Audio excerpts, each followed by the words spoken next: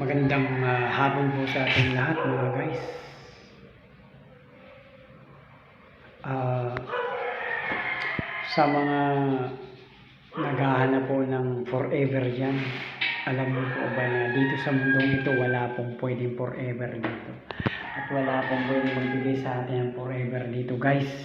Mga minamahal, mga kapatid, o mga born again, o kahit yung mga hindi born again, wala pong pwedeng magbigay sa atin ng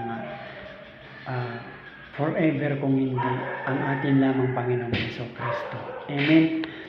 Gusto niyo po ng prove na ang salita ng Panginoon ay nagsasabi po na si Kristo lang talagang pwede magbigay sa atin ng forever. Hindi po natin makikita yung forever sa trabaho, sa negosyo, sa pagtayamanan dito sa mundo ito, sa school, sa boyfriend, sa girlfriend. Hindi po natin makita yung ating mga forever po.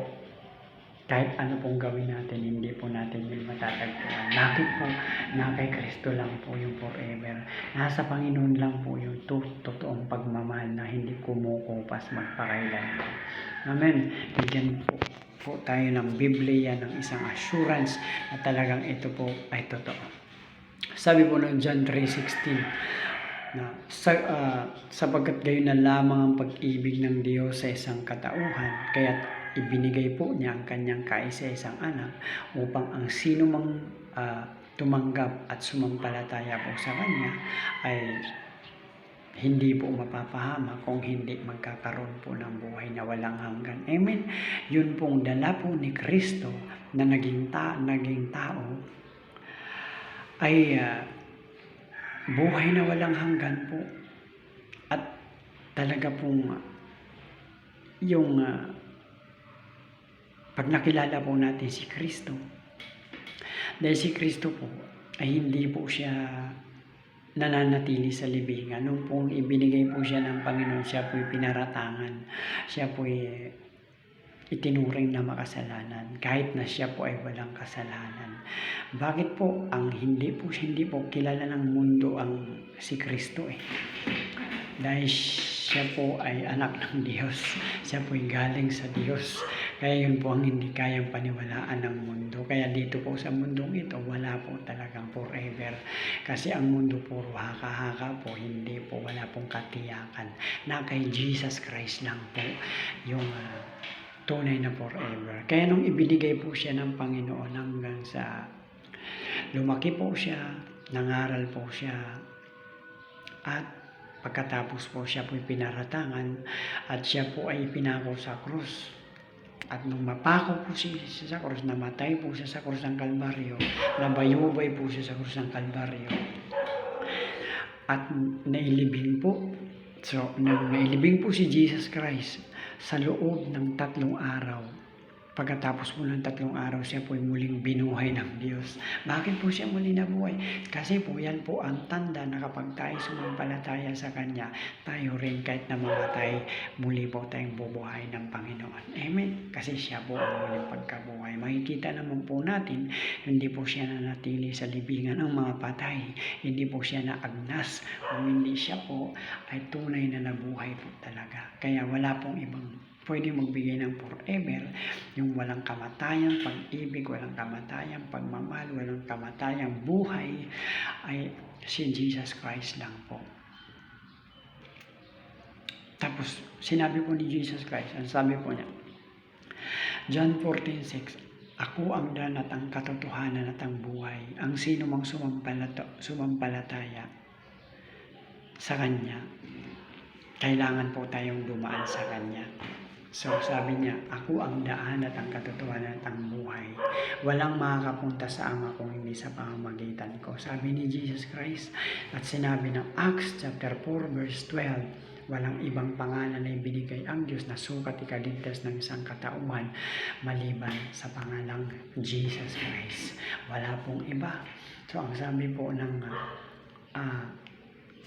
1 Timothy chapter 2 verse 5, na iisa lang po ang Diyos at iisa lang ang tagapamagitan. Walang iba kundi ang ating Panginoong Jesucristo. Amen. Siya po'y tagapamagitan sa Diyos at sa tao. Bakit po? Para ibalik niya po ang relasyon ng tao sa Diyos. Kasi po, bakit ibabalik?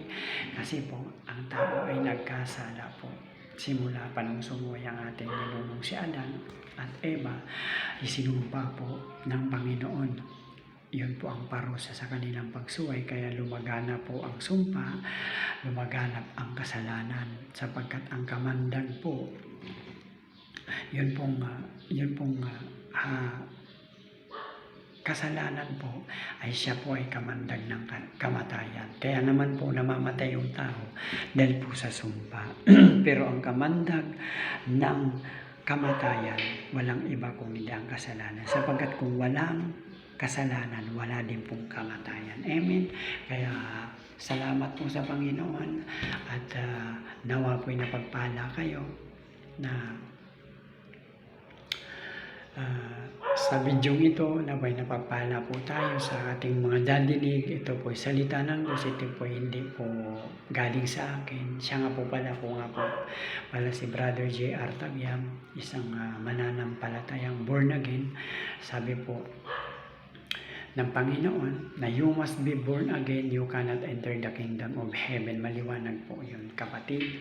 Babae ka man o lalaki, anumang kalagayan mo, mahirap ka man o mayaman, ito ang pinapaabot ng Panginoong Jesus sa inyo, sa ating lahat, para po tayo hindi natin ma-miss yung buhay na walang hanggan na hinanda ng Panginoon sa atin. Hindi pa tayo pinanganak, hinanda na po ng Panginoon yan para sa oras na tayo sumunod at sumampalataya sa Kanya ay makakamtan po natin itong mga ito. Kasi lahat naman po talaga ng forever na hinanda ng Panginoon, pagpapala, biyaya, kagalingan, yung healthy at saka kayamanang hindi nasisira, ay hinanda po ng Diyos yan para sa atin. Yun po yung forever.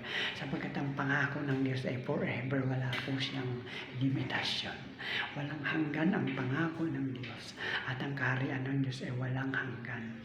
Sapagkat yun pong lahat ng papasok sa kaharian ng Diyos ay hindi na po mamamatay. Amen. Ganun po yung forever. Pero lahat po sa daigdig na ito ay namamatay. Lahat ng bagay nasisira, lahat ng bagay na nabubulok. Kaya wala pong forever. Amen. Maliwanag po. Amen. So, hallelujah. Naway na pagpala po tayo sa salita ng Panginoon at naway maging pamumuhay po natin ito sapagkat ang Diyos ay nagmamahal sa atin. Dapat lang po na tayo po ay magmahal sa Kanya sapagkat ang sabi ng Bible sa 1 John chapter 2 verse 5 na ang sino mang sumusunod sa Kanya ay umiibig ng wagas sa Kanya. Ngunit ang hindi po sumusunod, maliwanag na hindi po umiibig ng wagas sa Kanya. Kaya mga kapatid, brothers and sisters, naway na pagpala po tayo sa salita ng Panginoon. Hallelujah.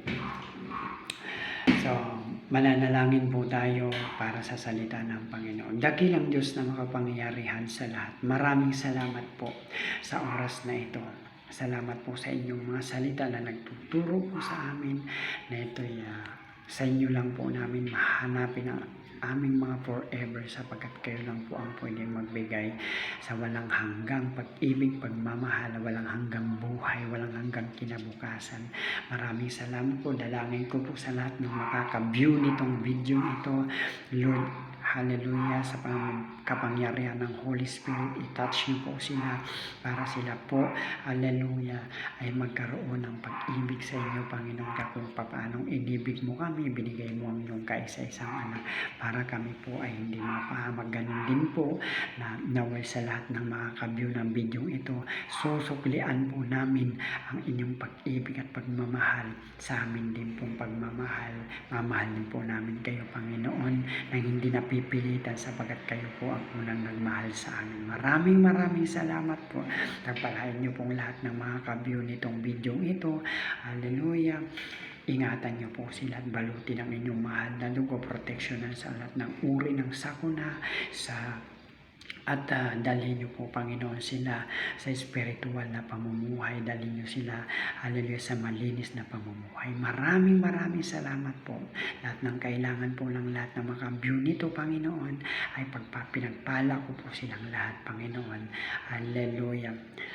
Babae man o lalaki, bata man o matanda, pinagpapala ko po sa pangalan ng Panginoong Jesucristo with the power of the Holy Ghost. Pinagpapala ko po lahat ng makakanood ng video ito na ang mga salita mo, Panginoon, ay maukit sa puso ng bawat isang makakabiyw nito at tatatak sa kaisipan, hallelujah, at may pamuhay po namin, hallelujah, ng totoo, Panginoon, na kami maglilingkod sa inyo. Maraming salamat po, Ama.